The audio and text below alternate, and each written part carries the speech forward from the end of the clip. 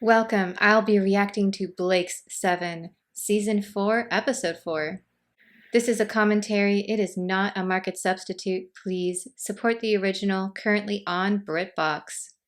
And no spoilers in the comments. Right under the noses of the Federation. Converging velocities standard by 1. Avon, what's the mass of that asteroid? Training manual rule 1. Never play with asteroids. They're what Murphy's Law is all about. Murphy's Law? Anything that can go wrong will go wrong. The crews of any Federation patrols will have been taught the same lesson. Just how close are you planning to get to that thing, Avon?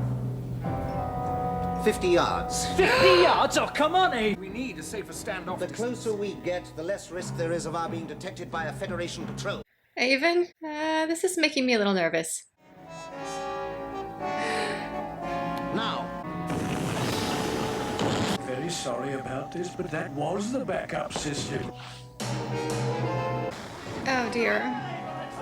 Taiki was not around that day, I guess. Damage to the ship's stern must be considerable. I'm sorry, Master.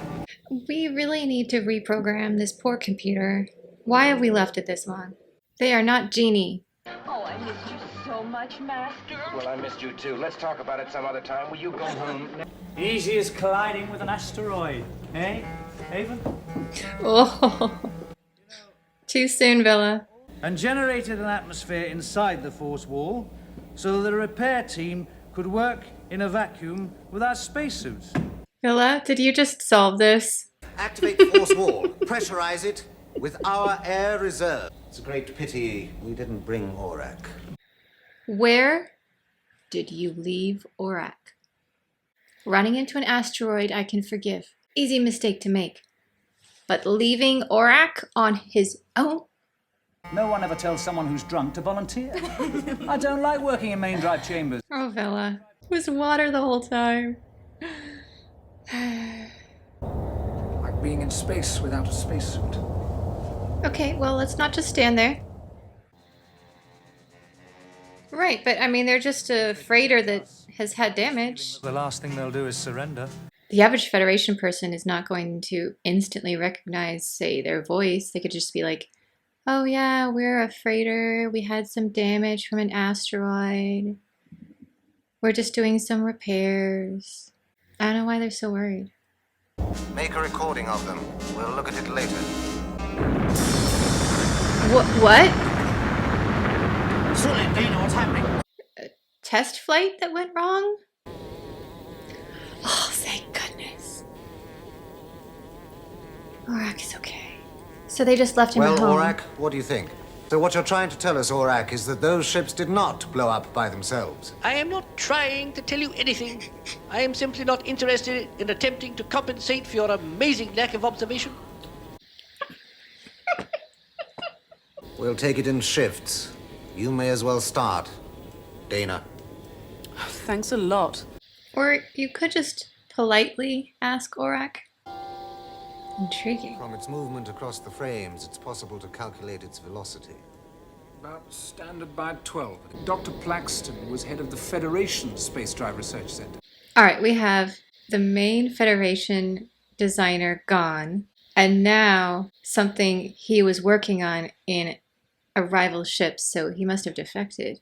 Was the prototype small enough to be fitted into a space chopper? Can we get one? Hey, just think, if we can get hold of one of those drives and swap it for the clapped out unit in our ship. That will be our immediate objective. Yes. It's a space rat! Friends of yours? Friends? Space rats? There's no such thing as a friend of a space rat. They even hate each other. As you know so much about their philosophy, you would seem to be the ideal person to teleport down to talk to them. Me? But I've just told you what they're like. Maybe take Sulin along too. Dana will go down with you. Oh, okay. Just to keep an that eye works on too. you. Yes. All right. Set the teleport coordinates. I'm worried that they keep putting Sulin on teleport. Now, I get it, they probably don't trust her yet, but she would be perfect to send down. If space rats are into speed and zapping things, like her would be perfect. Villa, it's another quarry. Where is Villa? Villa? Villa! Dana! I'm stuck! His luck with teleporting is, I see, unchanged. If it moves on wheels, they steal it. And if it doesn't move on wheels, they zap it.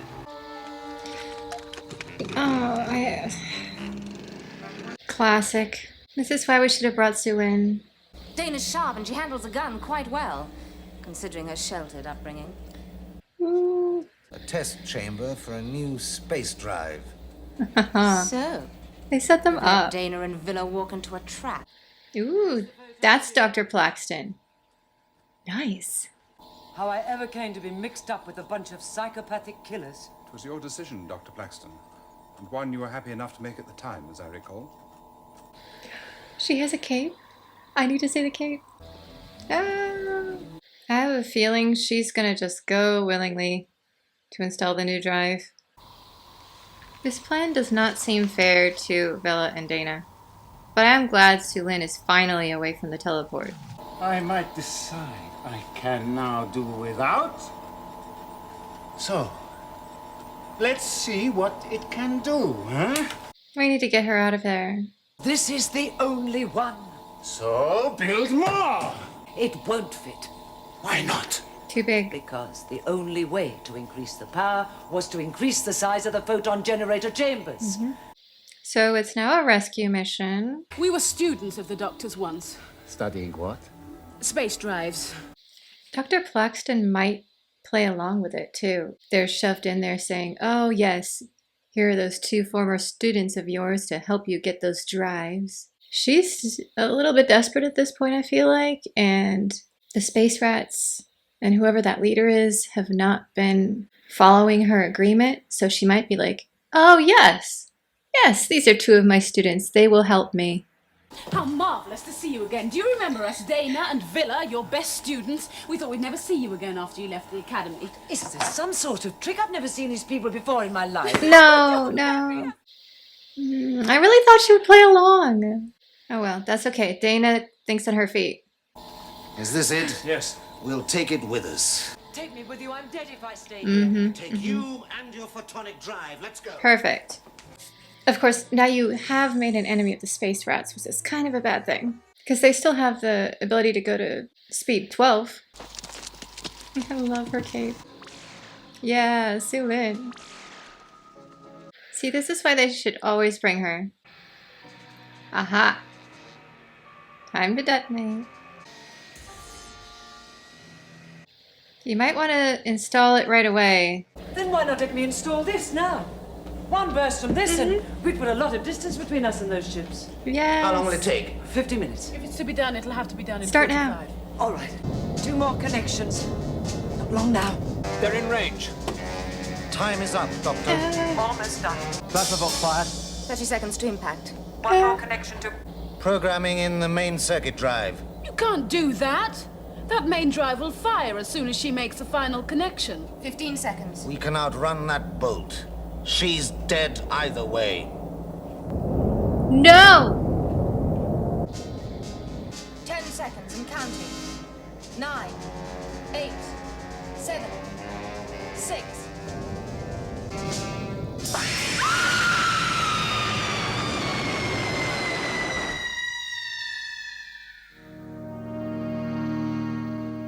At least now we can outrun the opposition. That should make you happy. What about Dr. Plaxton?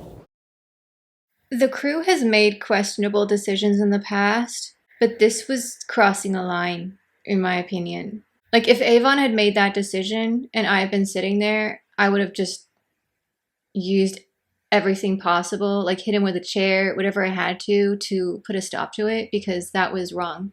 She was an absolutely brilliant scientist who had chosen to go against the Federation. Her first instinct was to help them out by hooking up the drive, and they just sacrificed her for their own ends. I don't know who I'm more upset at, Avon or the rest of them for letting him do it. Future Alexa here, a week later, having had time to ruminate on the ending of this episode. This has completely changed my perspective, I would say, on the Blake's 7 crew.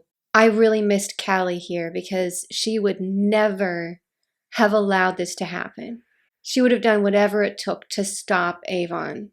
Speaking of whom, I really like his character. We think alike a lot of the time. But this decision, I feel like, went too far and you can't come back from it. And so while I still have some respect for Avon, I would say this one act brought him from one of my favorite characters to one of my least favorite characters in like a single episode. Terrence, he's so chaotic that although I'm annoyed with him, no more or less annoyed than I normally am. He's still the same Terrence to me after this incident. Sulin, she's new and she's not really part of the crew technically. She's like a hired person and she's probably standing there like, I should probably interfere, but also it's not really my business. And then by the time she worked it out, it was too late. So I don't blame her too much. Orak obviously couldn't really do much. So he gets a pass and is still my favorite character. Dana is the one I'm probably the most upset by because Avon, at least the decision was not out of character. I never thought Avon would never have done that. I was just like, Avon, that is the worst part of yourself that you chose to let loose. Dana, on the other hand, should have stopped him. She had the ability to. She had the combat training to just walk over and just knock him out. Like Villa, he doesn't have the combat ability to go over and stop Avon. So I honestly, now that I think about it, am giving Villa a pass on this because like what could he have done? But Dana knew better, could have stopped it, and she didn't. You can't do that. She's dead either way. Now maybe in the next episode we're going to talk through that. But right now I'm just like still trying to process this episode because it was so huge for me. I have not even edited it yet. I've spent the last week just like in shock about what happened. Let me know in the comments, how did you feel when you first saw this ending? Because it broke me. I sat there like, are we the baddies? What is the difference between this crew and Servalon right now, other than better outfits? A few people on Patreon were pointing out maybe Avon kind of had to make that decision to save his crew. And so I have to put out my plan because I feel like there's a third option here. The minute the Federation ships arrived, they knew they were in trouble. And so what should have been done, send someone out to be the door person. That's their only job. Open and close it. I'm thinking maybe Terrence because he's somewhat responsible, but can't be trusted with one of the really important jobs. So send him to open the engineering door. Meanwhile, you send one of your strongest, fastest, most reliable people, I'm thinking Dana, to go into the room and stand next to the doctor. So you've got Dr. Plaxton here, Dana here, and then at the door, you've got Terrence. On the comm system, Avon counts down aloud so everyone knows what's going on. 10, 9, 8, etc. Dr. Plaxton is busy working. She makes the final connection. I think it was on about 4. The minute she makes it, Dana grabs her, yanks her back through the door. It doesn't have to be pretty. Fall into a pile. It doesn't matter. Terrence, the minute they pass through the door, close the door, shout into your comm, now. Activate the engine. Even with the time allotted, you could pull it off. Avon didn't think that Dr. Plaxton could close the connection, get up, open the door, go through the door, and close the door in a few seconds, and he's right. But we have a crew. They could have saved her. And then if you had that out loud countdown, Dr. Plaxton would know what was going on, so she'd be like trying to, I'm assuming she's going fast, but there's a difference between an abstract knowledge of someone saying, you need to be faster, and literally hearing a countdown. So 10, 9, 8, yank. Close the door. Now. Activate the drive. They could have done it, in my opinion. So to clarify, I'm not upset at Avon for trying to save his crew and making the hard decision. I'm upset with him because there were other alternatives that he could have done He could have done everything he could to save her, and he did not. He just took the easy route, the simplest route. Okay. Anyway, I just wanted to point out why I have been thinking about this for 2 weeks now of how to save Dr. Plaxton. And I feel like they could have done it if people worked together and were more transparent about what was going on. Although, of course, the dream team would have been Gan and Callie, because Callie could handle the door, and then Gan could have just picked Dr. Plaxton up and just jumped backward through the hatch. Thank you for indulging a very long multi-addendum review. If you made it all the way through, let me know in the comments.